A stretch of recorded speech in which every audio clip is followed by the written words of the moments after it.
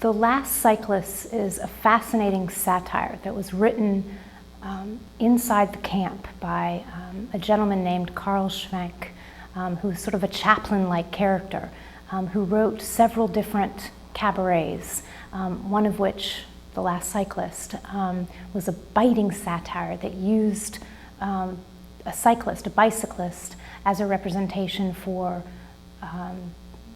the Jews. The play sort of brings us through the idea of exterminating every single last cyclist, which obviously was a play on the idea of exterminating the race. Karl Schwenk is the Jewish man who wrote The Last Cyclist while he was in Terezin.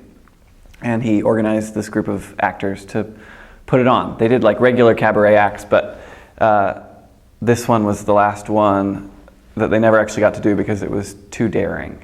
The tone of the play within the play and the play itself are very different. So the overall play that sort of frames the piece within it is a Holocaust piece, and it's got all the gravity and depth that's usually associated with that genre, but the play within it is a satire, and it's a comedy, and it's absurdist, because it was written in Terezin, where Karl Schwenk was trying to cheer up the rest of the Jewish population there. Well, I play the character of Mam, which in my mind is very much like a female version of Hitler, actually. And the way that that is portrayed or developed in the script is from a kind of a member of the asylum, the insane community of lunatics, people who have lost their minds and are also oppressed. So they are maybe a representation of some of the things that were happening in Germany, and a society that's really coming apart, coming unglued politically and in every other way.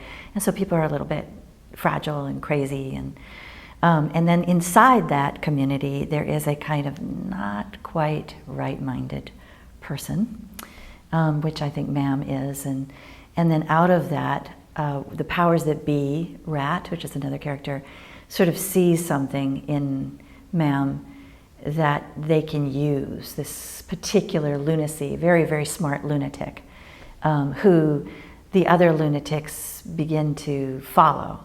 So there's sort of a rise of power in this character. Right. There was a series of interviews back in the 60s, and Naomi reconstructed a script based on what she remembered from rehearsals, and the show was actually never performed.